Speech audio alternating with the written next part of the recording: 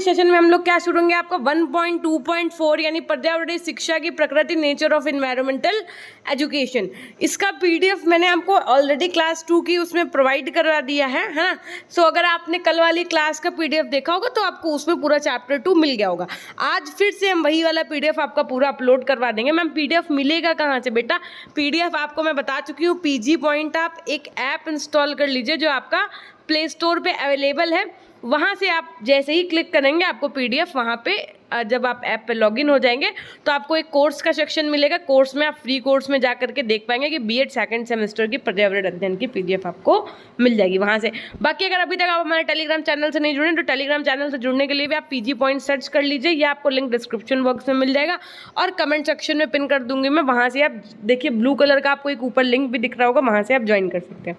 ठीक है, अब आइए बात करते हैं ज़रा आज का जो आपका टॉपिक रहने वाला है। आज हम लोग ये 1.2.4 जो है ये 1.2 पूरा कंप्लीट कर लेंगे। कल आपका 1.3, फिर ऐसे करके फटाफट से कोर्स कंप्लीट करवाना है मेरे को, है ना। तो पर्यावरणीय शिक्षा की प्रकृति की यदि मैं बात करूँ तो पर्यावरणीय शिक्षा प्राकृतिक क्रियाकलापों को सिखाने का संगठित प्रयास है। मानव जाति अपने व्यवहार को किस प्रकार प्रबंधित करके पारिस्थितिक तंत्र में जीवन यापन करती है, इसका भी विशेष रूप से स्पष्टीकरण किया जाता है।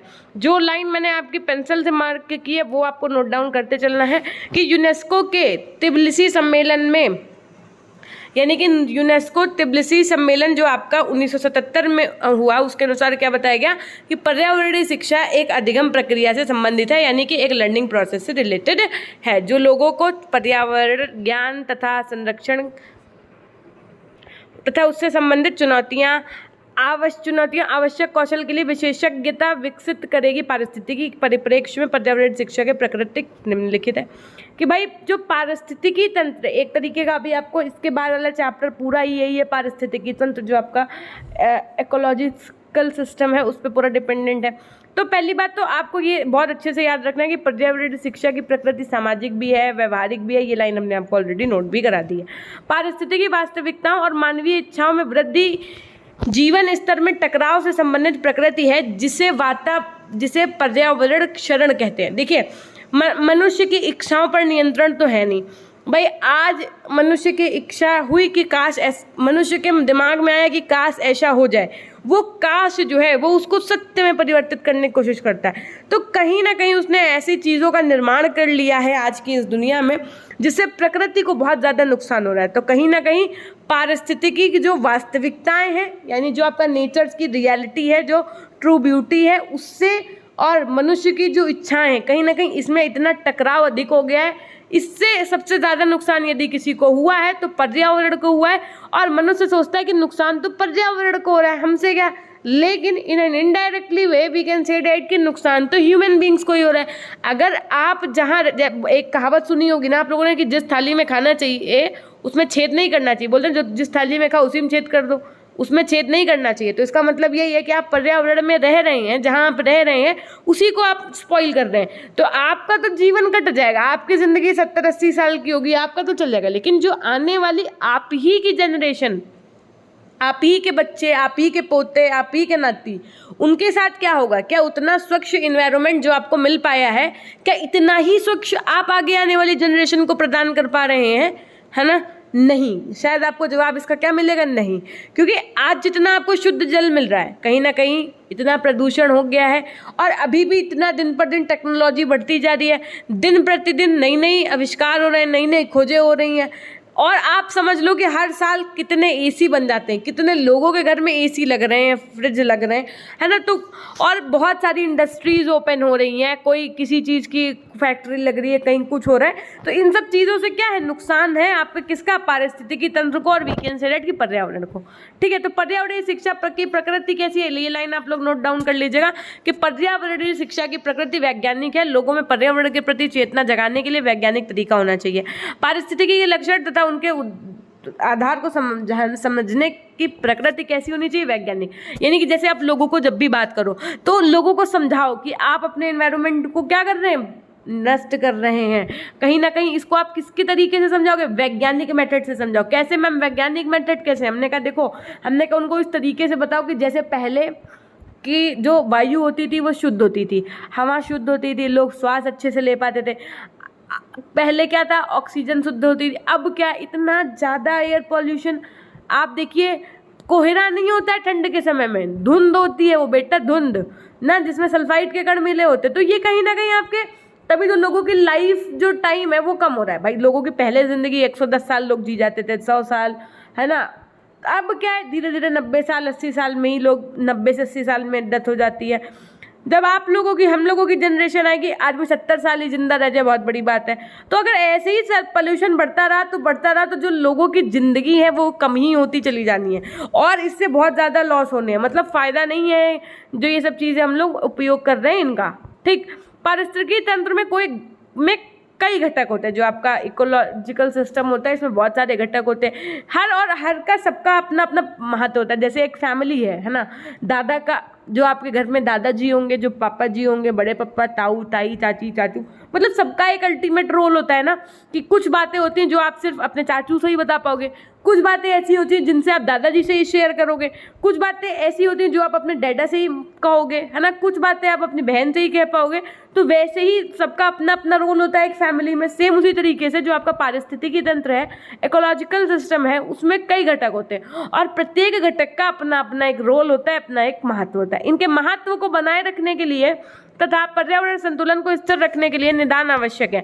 पर्यावरणीय शिक्षा की प्रकृति कैसी गतिशील है, प्रतिदिन नए आविष्कारों तथा मानव ने पर्यावरण में बहुत परिवर्तन किए हैं। इन परिवर्तनों का प्रभाव पारिस्थितिक घटकों पर भी पड़ा है, जिससे गत्यात्मकता का विकास हुआ है। परितंत्र के असंतुलन से पर्यावरण दूषित हुआ। पर्यावरणीय शिक्षा की प्रकृति उपचारात्मक है। पारितंत्र असंतुलन के कारण होने वाले दुष्प्रभावों का उपचार किया जाता है। नेक्स्ट है आपका पर्यावरणीय शिक्षा की विशेषताएं क्या है। देखो, अब विशेषताओं की यदि मैं बात करूं तो पर्यावरणीय शिक्षा जीवन भर चलने वाली, अभी हमने आपको ऊपर पढ़ाया ना कि गतिशील प्रक्रिया, सो इट मीन्स कि क्या, कि ये एक जीवन भर चलने वाली प्रक्रिया है। यह अंतः विषय एवं प्रकृति व उसके अनुप्रयोगों में समग्र है, एवं यह एक विषय के बजाय समग्र रूप से शिक्षा के लिए एक दृष्टिकोण है। ये मानव एवं प्राकृतिक प्रणालियों के बीच अंतर संबंध एवं परस्पर संबंध की चिंता एवं व्याख्या करता है। यह सामाजिक, राजनीतिक, आर्थिक, तकनीकी, नैतिक, सौंदर्य एवं आध्यात्मिक पहलुओं सहित अपनी संपूर्णता में पर्यावरण को देखता है। यह सीखने के अनुभव में भागीदारी को प्रोत्साहित करता है एवं सक्रिय जिम्मेदार पर जोर देता है। नेक्स्ट, कि क्या महत्व है पर्यावरणीय शिक्षा के, तो ये अब ये लाइन्स आपको, ये पूरा पैराग्राफ नोट करना है। ये वाला जितनी लाइन मैंने टिक करी है ये आपको नोट करना है कि ये व्यवहारिक गतिविधियों एवं हाथों के अनुभव पर तनाव के साथ शिक्षण व सीखने की तकनीकी एक विस्तृत श्रृंखला का उपयोग करता है। इसका संबंध स्थानीय से वैश्विक आयामों एवं अतीत, वर्तमान, भविष्य के आयामों से। इसे समग्र रूप से सीखने की स्थिति और संस्था के संगठन और संरचना द्वारा बढ़ाया और समर्थित किया जाना चाहिए। ये संवेदनशीलता, जागरूकता, समझ, महत्वपूर्ण सोच एवं समस्या को सुलझाने के कौशल के विकास को प्रोत्साहित करता है एवं मूल्यों के स्पष्टीकरण व पर्यावरण के प्रति संवेदनशील मूल्यों के विकास को प्रोत्साहित करता है। इसका संबंध पर्यावरणीय नैतिकता के निर्माण से भी है। उसके बाद में बताया गया कि पर्यावरण शिक्षा का क्षेत्र क्या है। तो याद रखिएगा कि पर्यावरण के जो तत्व होते हैं, अलग अलग तत्व होते हैं, जिसमें आपका क्या क्या आता है, जिसमें आपको जैसे जैविक तत्व होते हैं, कुछ भौतिक तत्व होते हैं, कुछ सामाजिक तत्व होते हैं, कुछ आपके सांस्कृतिक तत्व होते हैं। ये मैम तत्व क्या होते हैं हमने कहा, अभी आगे समझाते हैं आपको। तो जो पर्यावरण शिक्षा का क्षेत्र है वो बहुत बृहद है, बहुत बड़ा है। इसको पर्यावरणीय शिक्षा का विषय या विषय वस्तु भी कहते हैं। मतलब ये एक विषय नहीं है, पूरी विषय वस्तु भी कह सकते हैं आप। पर्यावरणीय शिक्षा के क्षेत्र को निम्नलिखित प्रकार से विभाजित किया जा सकता है। पहला आपका पर्यावरणीय विज्ञान। भाई ये पूरा अपने आप में एक सब्जेक्ट नहीं है, ये पूरा अपने आप में कोई चैप्टर है, कोई सब्जेक्ट नहीं है, ये पूरा हर एक सब्जेक्ट कहीं ना कहीं इससे जुड़ा हुआ है। आप ऐसे समझ लीजिए, चाहे वो आपकी फिजिक्स हो, चाहे केमिस्ट्री हो। मैम फिजिक्स केमिस्ट्री कैसे, हमने कहा देखो केमिस्ट्री में दिन प्रतिदिन गैस से आप संबंधित कर सकते हो पर्यावरण को। फिजिक्स से मैम कैसे, हमने कहा क्यों इलेक्ट्रिसिटी बन रही है और कहीं ना कहीं रिफ्लेक्शन, रिफ्रैक्शन, ये सब कुछ आपका पर्यावरण से संबंधित है। आपने कहा चलो ठीक है मैम जरा आर्ट बताओ, हमने कहा आर्ट भी आपकी संबंधित है, पेस्टल कलर्स वगैरह बन रहे हैं, ड्राइंग पेपर पे बन रहा है, कैसे बन रहा है।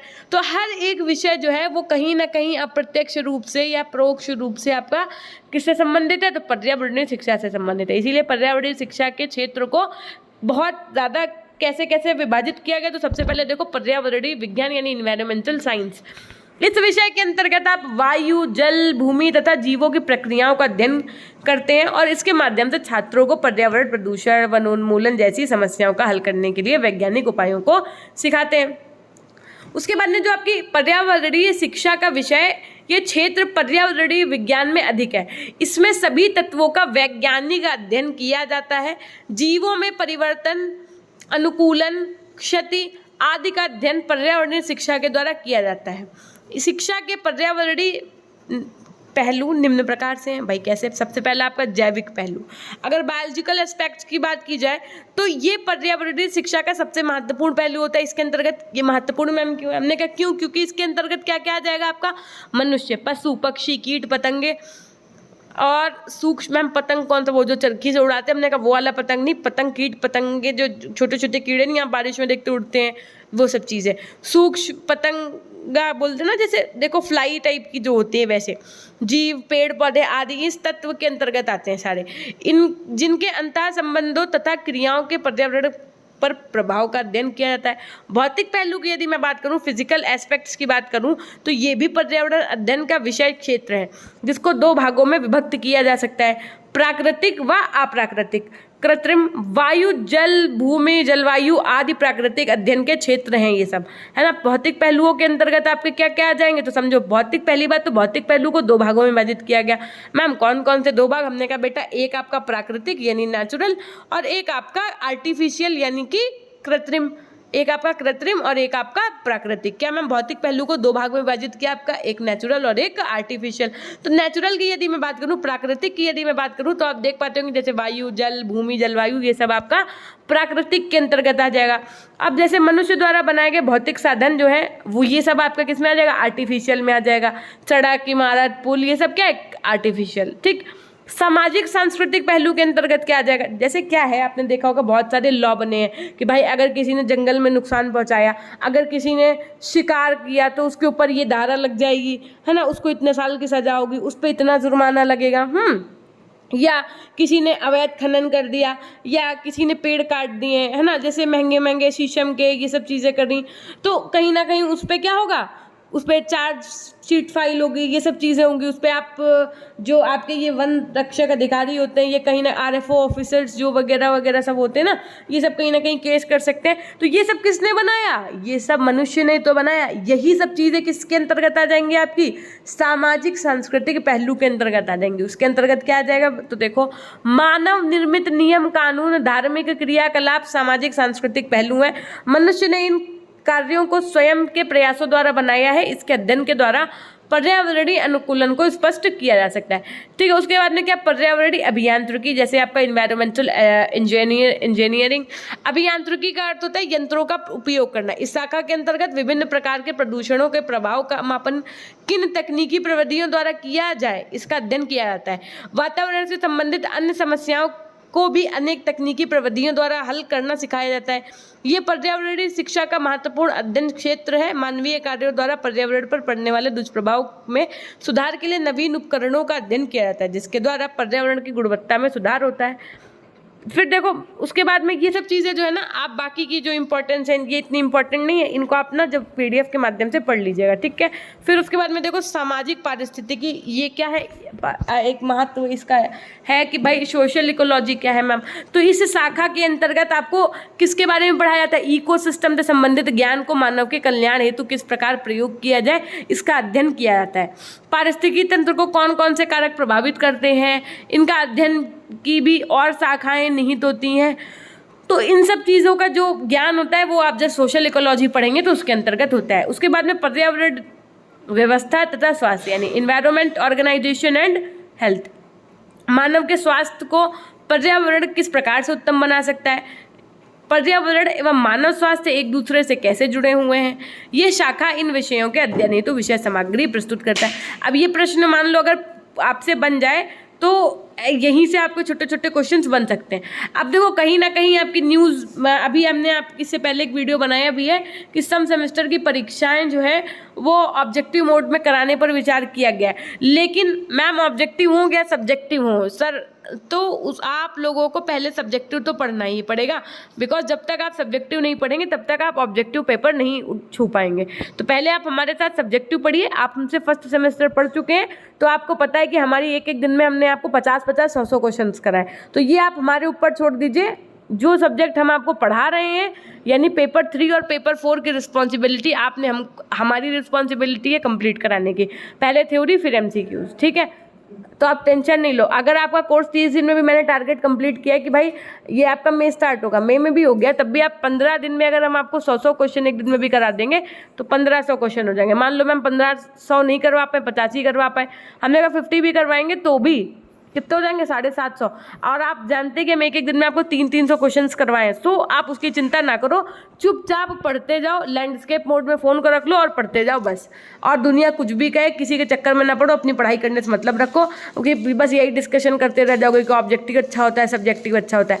फ़ोन को लैंडस्केप में रखो, किसी का कोई लाइव चैट नहीं पढ़ना, चुपचाप पढ़ाई करते रहो, जो पॉइंट मैं बताती रहूँ वो लिखते रहो। आप हमारी स्ट्रेटेजी के साथ चलेंगे, पेपर 3 और 4 की जिम्मेदारी मेरी है आपकी। अगर 4 में आपने EVS लिया तो मैं पढ़ाऊंगी, 3rd तो आपका सबका कॉमन है। 9 तारीख के बाद यानी 10 तारीख से ही शायद हम आपका पेपर 3 भी तकनीकी परिप्रेक्ष्य भी शुरू कर दें, ठीक है। सब पढ़ते रहो चुपचाप। तो अध्यापक शिक्षा में पर्यावरण अध्ययन, अच्छा एक बात सोचो, आप बीएड कर रहे हो तो मैम यहाँ बीएड में क्या पढ़ाया जाता है आपको? बीएड में वो सब चीज़ें पढ़ाई जाती हैं जो आप बच्चों को किस तरीके से पढ़ाओगे, बच्चों के पढ़ाने की विधियां क्या होती हैं, ये सब चीज़ें। तो मैम इसमें EVS क्यों पढ़ाया जा रहा है? हमने कहा यही तो टॉपिक, यही तो आपका देखो ये है पैराग्राफ की अध्यापक शिक्षक में पर्यावरण अध्ययन। आप देश के भविष्य को तैयार करने जा रहे हो इन एंड इनडायरेक्टली में, है ना। तो क्या आप जो है एज अ टीचर अगर मैं आपको देखूं तो आप देश के भविष्य के निर्माता हो, ठीक है। तो अगर आप देश के भविष्य के निर्माता हो तो कहीं ना कहीं आप बच्चों को बचपन से ही ये बताओ कि जो ये इन्वायरमेंट है आपका, जो ये पर्यावरण है आपका, वो कितना आपके लिए उपयोगी है। आप यहाँ पर कचरा नहीं फैलाइए, ये नहीं करिए, वो नहीं करिए। जब आप बच्चों को उस चीज़ को शुरू से ही समझा रहे होंगे एज अ टीचर, तो वो चीज़ें बड़े होते तक धीरे धीरे धीरे धीरे उसको इन सब चीज़ों की समझ आ जाएगी। इसीलिए जब अब आप बच्चों को कब पढ़ाएंगे, जब आपको इस विषय का गहन अध्ययन किया होगा, जब इस चीज़ का प्रॉपर नॉलेज होगा। तो इसीलिए ये सब्जेक्ट आपको पढ़ना ज़रूरी है, इसीलिए आपके बीएड में भी भाई ये सब्जेक्ट रख दिया गया है ना। तो अध्यापक शिक्षा के पर्यावरण अध्ययन की यदि मैं बात करूं, अध्यापक शिक्षा में पर्यावरण अध्ययन को स्थान दिया जाना बड़े ही गौरव की बात है, क्योंकि अध्यापक ही भावी भविष्य का निर्माता है। अतः अध्यापकों को पर्यावरण संबंधी उचित ज्ञान प्रदान किया जाना चाहिए। अध्यापक अपने छात्रों के भीतर सचेतना, कौशल, अभिवृत्तियों तथा मूल्यों का विकास करता है। भाई आप एज अ टीचर बच्चों के अंदर अवेयरनेस चीज़ों को लेकर के, भाई इतना पोल्यूशन बढ़ रहा है, मैम धुंध क्यों हो रही है, अब तो जाड़ा पड़ रहा है, ये तो कोहरा भी नहीं लग रहा है, तो आप उनको बताइए कि ऐसा क्यों हो रहा है। दिन जब गर्मी होती है तो बहुत ज़्यादा गर्मी पड़ रही है, ठंड है तो बहुत ज़्यादा ठंड पड़ रही है, ऐसा क्यों हो रहा है बेटा, ग्लोबल वार्मिंग की वजह से। तो ये सब चीज़ें आपको एज अ टीचर बतानी है, इसीलिए आपको इन्वायरमेंट पढ़ाया जाता है, ठीक है। उसके बाद में देखिए ज़रा पर्यावरणीय शिक्षा का उद्देश्य क्या है, गोल क्या है आपका, ऑब्जेक्टिव्स क्या है इन्वायरमेंटल एजुकेशन के। तो पहली बात है कि व्यक्ति को सामूहिक व व्यक्तिगत रूप से पर्यावरण से परिचित करवाना, कि हाँ भाई ये भी, इस पर्यावरण नाम की भी कोई चिड़िया होती है ना जीवन में। पर्यावरण को पर्यावरण की उपयोगिता यानी यूटिलिटी से अवगत कराना। जो व्यक्ति होता है, जो ह्यूमन बीइंग होता है, उसको बताना कि जो आपका इन्वायरमेंट है वो कितना ज़्यादा यूजफुल है आपके लिए, है ना। अगर पेड़ नहीं होंगे तो क्या होगा, अगर जल नहीं होगा दिन प्रतिदिन, अगर हम लोग 3% पानी जो आपका स्वच्छ है इसमें भी हम लोग गंदगी फैला देंगे तो हम लोग क्या पिएंगे। हम लोग तो चलो जीवन यापन कर लेंगे, हमारी आगे आने वाली पीढ़ियां क्या करेंगी, हमारी आगे आने वाली जनरेशन क्या करेंगे, हमारे बच्चों के बच्चे क्या करेंगे। तो ये सब चीज़ें कहीं ना कहीं मतलब एक तरीके की लोगों के अंतर्गत इस चीज़ को लेकर के जागरूकता फैलानी है। प्रत्येक नागरिक के पर्यावरण के अमूल्य उपहारों के प्रति समरसता उत्पन्न करना तथा प्रत्येक नागरिक को पर्यावरण संरक्षण यानी इसका संवर्धन की प्रेरणा देना, कि आप अपने पर्यावरण की रक्षा करिए। ये सब चीज़ें पर्यावरण की रक्षा करिए, है ना, पर्यावरण को बढ़ाइए। पर्यावरण को बढ़ाने का मतलब ऐसा नहीं है कि आपने रबर बैंड की तरह उसको बढ़ा दिया, उसके लिए भी आपको बहुत सारे प्रयत्न करने पड़ेंगे। तो ये सब चीज़ें आपको अवेयरनेस फैलानी है। देखो तिब्लिसी सम्मेलन यूनेस्को व UNEP 1977 के अनुसार पर्यावरण शिक्षा निम्न उद्देश्य निर्धारित किया। कौन कौन से उद्देश्य थे इनके? जागरूकता फैलानी है। यूएनईपी जो मीटिंग हुई थी, कि सम्मेलन हुआ, उसके अनुसार ये सब चीज़ें जागरूकता फैलानी है लोगों के बीच में। पर्यावरण शिक्षा को लेकर के आप देखते होंगे जो पर्यावरण डे, इन्वायरमेंटल डे होता है जब, तो कहीं ना कहीं 7 डेज का प्रोग्राम होता है, उनकी अपनी थीम होती है ना, कि आज इस बार पर्यावरण की थीम क्या थी। तो ये सब चीज़ें आपको जागरूकता फैलानी है। नुक्कड़ नाटक करके फैलाइए जागरूकता, लोगों को विचार बताइए, आप मीटिंग्स करिए स्पीच के थ्रू, है ना, बच्चों के क्या कहते हैं प्रोग्राम्स के थ्रू कहीं एक मैसेज दीजिए। तो ये सब चीज़ें होती हैं जागरूकता फैलाने की। उनको इस चीज़ का ज्ञान दीजिए। अब एटीट्यूड यानी अभिवृत्ति, लोगों के अंतर्गत मॉरल वैल्यूज़ में ही ये सब चीज़ें आ जाएं। कौशल यानी स्किल दीजिए कि पर्यावरण की समस्याओं को समझने व उनका समाधान कर सकने की योग्यताएं विकसित करिए। उसके बाद में मूल्यांकन, कि क्या ये सब हो रहा है कि नहीं हो रहा है, सिर्फ बातें ही बन रही हैं, और ज़्यादा से ज़्यादा लोग उसमें सहभागिता अर्थात पार्टिसिपेट करें। कुछ ऐसा आपको उनके अंदर मोटिवेशन जगाना है। उसके बाद में एनसीईआरटी और विश्व बैंक यानी वर्ल्ड बैंक के अनुसार पर्यावरण शिक्षा के निम्न उद्देश्य निर्धारित किए गए। कौन कौन से उद्देश्य निर्धारित किए गए? तो देखो, सबसे पहला आपका वनस्पति विज्ञान एवं जीव विज्ञान के क्षेत्र में अनुसंधान करना। पेयजल यानी ड्रिंकिंग वाटर जो है उसका समस्या का निवारण करना। भूजल प्रदूषण को निरंतर मान्य स्तर तक लाना। वायु प्रदूषण नियंत्रण के लिए हरित पट्टी यानी ग्रीन बेल्ट का निर्माण करना। पर्यावरण प्रदूषण की निगरानी और नियंत्रण के लिए उपकरणों का विकास करना। देश में पर्यावरण अनुसंधान यानी इन्वायरमेंटल रिसर्च का सिलसिलेवार सिस्टमैटिक प्रबंधन करना। संसाधनों का विकास करना। विभिन्न संसाधनों को वित्तीय सहायता देने की अधिक कारगर, कुशल तथा सार्थक यानी मीनिंगफुल प्रक्रियाओं का विकास करना। पर्यावरण से संबंधित अनुसंधान कार्यक्रमों, प्राथमिकताओं तथा प्रक्रियाओं की समीक्षा यानी रिव्यू करना। और पर्यावरण अनुसंधान पर सूचना प्रबंध के लिए कठोर उपागम तथा मृदु उपागम की व्यवस्था करना। तो यहाँ से आपने क्या क्लियर है? तो यहाँ से ये क्लियर हो गया कि पर्यावरण शिक्षा का उद्देश्य आधुनिक विकास व पर्यावरण के मध्य एक ऐसा समीकरण स्थापित करना है जिससे मानव व प्रकृति को सृजनात्मकता, कल्पनाशीलता और संवेदनशीलता को विकास के ऊंचे क्षितिज प्राप्त हो सके। पर्यावरण शिक्षा के उद्देश्य पर्यावरण के प्रति स्वस्थ दृष्टिकोण द्वारा स्वार्थ तथा लोभ की भावना से समाज को बचाने में भी सहायक है। उपरोक्त उद्देश्यों के द्वारा पर्यावरण संरक्षण और संवर्धन के साथ मानव विकास के नए आयाम भी स्थापित हो सकेंगे। ठीक, फिर देखिए, अगर हम बात करें कि भाई पर्यावरणीय शिक्षा जो है आपकी इन्वायरमेंटल एजुकेशन जो है इसकी क्या आवश्यकता है, इसका क्या महत्व है, तो पर्यावरण शिक्षा का तात्पर्य उस शिक्षा से है जो हमें अपने पर्यावरण के संरक्षण यानी कि हम अपने इन्वायरमेंट को कैसे कंजर्व कर सकते हैं, बचा सकते हैं। संवर्धन यानी उसको कैसे प्रिजर्व कर सकते हैं, मतलब अब जो चीज़ें खराब हो गई हैं उनको हम और ज़्यादा सही कर पाएँ। सुधार यानी अमेंडमेंट, जैसे कि सुधार सीधी सी बात है भाई, जो गलतियां की हैं, अब चलो घर में 4 एसी तो लग गए, चलो लगे रहने दो, लेकिन अब एक ही जगह सो जाओ, एक ही एसी लगा के, समझ रहे हो। अब आपने 4 फ्रिज ले लिए, चलो एक ही फ्रिज से काम चला लो, 3 बंद ही रहने दो, तो इलेक्ट्रिसिटी की भी बचत होगी, कहीं ना कहीं CFC भी कम निकलेगी। देखो, आप कहते हैं कि भाई हम एक इतनी छोटी सी चीज़ के लिए जो है करेंगे तो क्या नाम पर्यावरण में जो है बहुत ज़्यादा सुधार हो जाएगा। तो समझो बात क्या होती है कि चेंजमेंट अगर आप एक छोटा सा भी स्टेप लेते हैं ना तो कहीं ना कहीं वो भी कारगर होता है ना। आप कहते नहीं दुनिया को बदलने के चक्कर में नहीं बदलो, आप अपने आप को बदलो। आपको देखा देखी 4 लोग बदल जाएंगे, है ना। आप जैसे आप बहुत सारे लोग हैं, मान लीजिए आइसक्रीम खाया, आइसक्रीम का रैपर उसी जगह फेंक दिया, लेकिन आप उठिए, आप अपना रैपर वहीं फेंक करके आइए डस्टबिन में, तो वो जब 4 लोग देखेंगे तो कहेंगे अरे यार इसने अच्छा काम किया, चलो हम भी करते हैं। सो ये होती है एक पहल आपको करनी है, शुरुआत आपको करनी है। अब आप कहते हो कि मैम हम अगर फ्रिज नहीं यूज़ करेंगे घर के 4 तो कौन सा बहुत बड़ा पर्यावरण पे इफेक्ट पड़ जाएगा। हमने कोई पर्यावरण पे इफेक्ट नहीं पड़ेगा, 0.0% भी नहीं पड़ेगा। लेकिन आपकी इस पहल से अगर 10 लोगों ने भी कर दिया, उन 10 लोगों को देखा देखी, फिर जैसे था ना एक कौन सी सलमान खान की मूवी थी जिसमें कहा गया था ना कि आप थैंक यू नहीं बोलिए, किन्हीं आगे 3 लोगों के हेल्प कर दीजिएगा। उन्होंने और क्या कहा था कि भाई फिर उन 3 लोगों ने भी वही सीख लिया था कि आप थैंक यू नहीं बोलिए, आगे अपने किसी आने वाले की 3 की हेल्प कर दीजिएगा।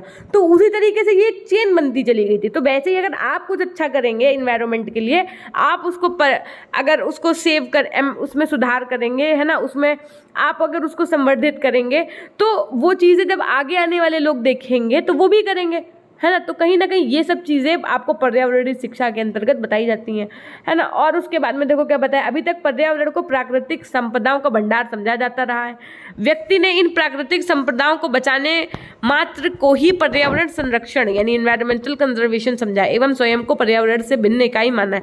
परंतु इस ना समझी, देखो बेटा अभी अपने आप को इंसान अलग मान रहा था इन्वायरमेंट से, लेकिन इसी ना समझी के परिणाम हमारे सामने हैं।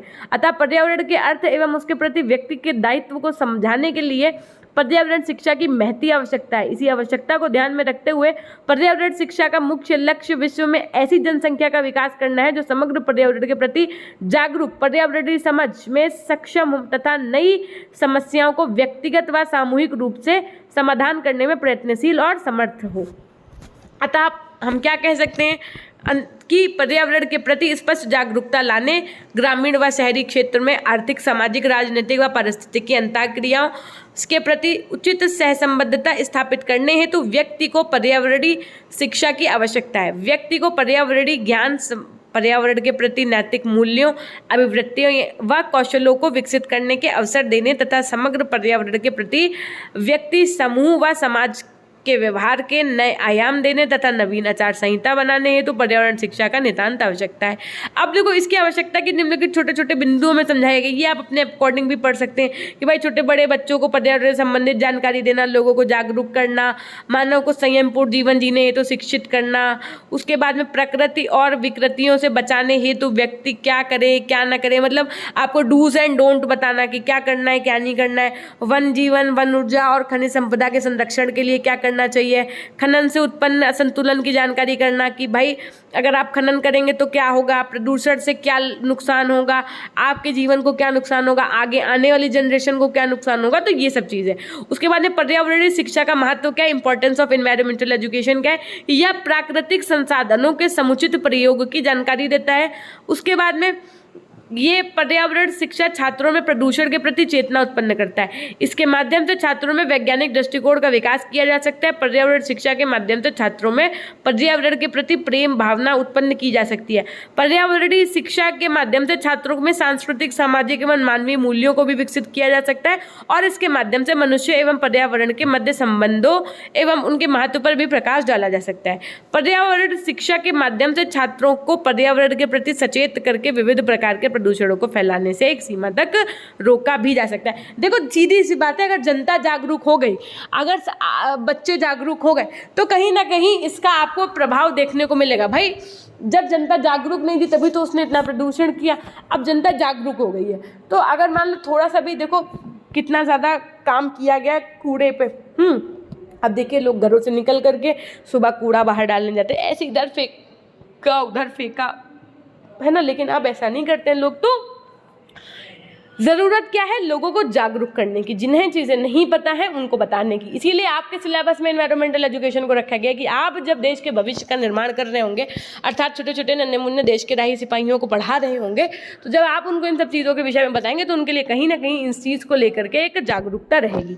अच्छा देखो अभी तक मैंने कहा नहीं तो आप लोगों ने सेशन लाइक भी नहीं किया, मतलब जब क्या मैं कहूँगी स्पेशली तभी आप सेशन लाइक करेंगे, तभी चैनल को सब्सक्राइब करेंगे, तभी शेयर करेंगे। भाई ये आपकी एक रिस्पॉन्सिबिलिटी है, चैनल को शेयर करिए, लोगों तक ज़रूर पहुंचाइए, मतलब कर भला तो हो भला, ये समझो।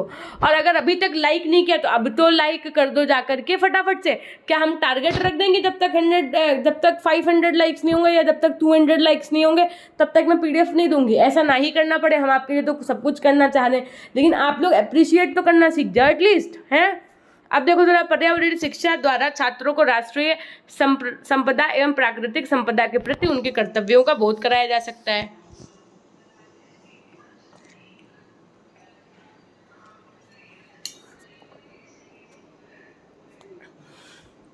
उसके बाद में पर्यावरण शिक्षा के घटक क्या है आपके, कंपोनेंट्स ऑफ एनवायरमेंटल एजुकेशन।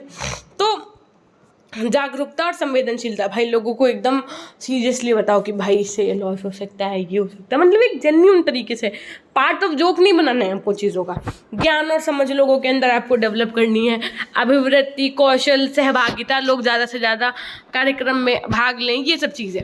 पर्यावरणीय शिक्षा के सिद्धांत की यदि मैं बात करूं तो सबसे पहले आपका संपूर्ण पहलुओं को सम्मिलित करने का सिद्धांत। इसके अंतर्गत क्या बताया जाता है कि अपनी प्रकृति एवं महत्व के कारण पर्यावरण शिक्षा को किसी एक पहलू तक ही सीमित नहीं किया जा सकता है।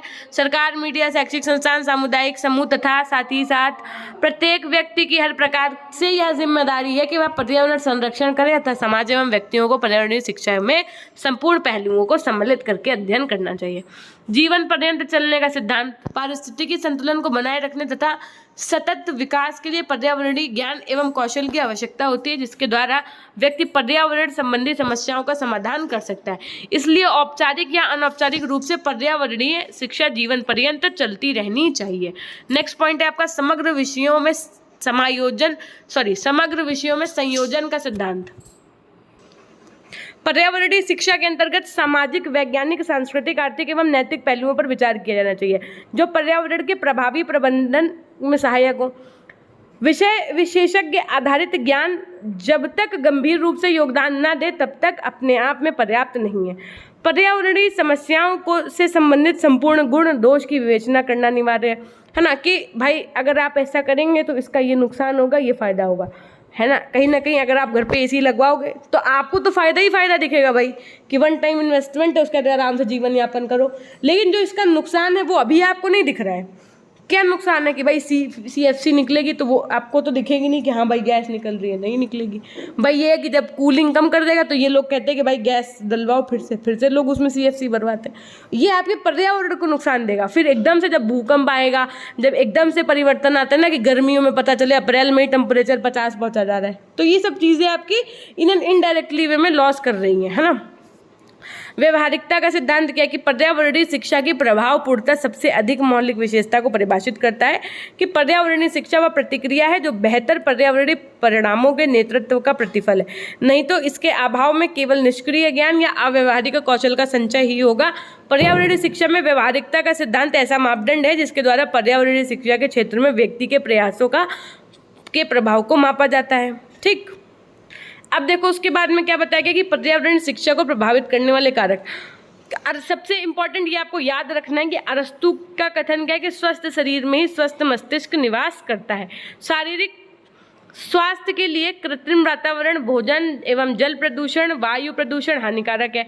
आज इस बात की आवश्यकता है कि सभी नागरिक पर्यावरण में व्याप्त सभी प्रदूषकों की पहचान कर सके, कि मतलब सभी नागरिकों को पता होना चाहिए कि यहाँ पे अगर ये हो रहा है तो यहाँ से कौन सा प्रदूषण निकल रहा है, इससे क्या नुकसान हो सकता है, स्किन कैंसर हो सकता है, आईसाइट वीक हो सकती है, लंग्स को नुकसान हो सकता है ना, डाइजेशन सिस्टम में दिक्कत आ सकती है। तो इन सब चीज़ों का लोगों को नॉलेज होना चाहिए। आजकल की जो आने वाली जनरेशन है उसको ज्ञान होना चाहिए। जब प्राथमिक एवं माध्यमिक स्तर के साथ साथ उच्च स्तर पर भी पर्यावरण शिक्षा के विभिन्न आयामों को शिक्षण एवं शिक्षणेतर गतिविधियों में सम्मिलित किया जाए तो पर्यावरण का संबंध मनुष्य के जीवन से प्रत्येक पक्ष से है। मनुष्य की विभिन्न आवश्यकताओं की पूर्ति का स्रोत पर्यावरण है। पर्यावरण शिक्षा एवं जागरूकता का क्षेत्र अत्यधिक क्या है, व्यापक है। अतः पर्यावरण के संरक्षण और प्रबंधन सहित कई कारणों से वर्तमान परिस्थितियों में पर्यावरण शिक्षा अत्यंत उपयोगी है।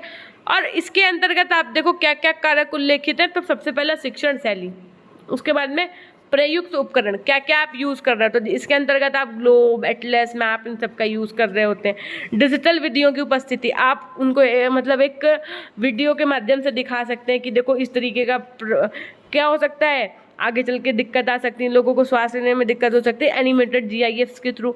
इंस्टीट्यूशंस में क्या है कि भाई संस्थान की पर्यावरण संबंधी जागरूकता नीतियाँ तथा तत्परता, दिन प्रतिदिन के क्या क्या बदलाव आ रहे हैं, ये इन सब चीज़ों का ज्ञान।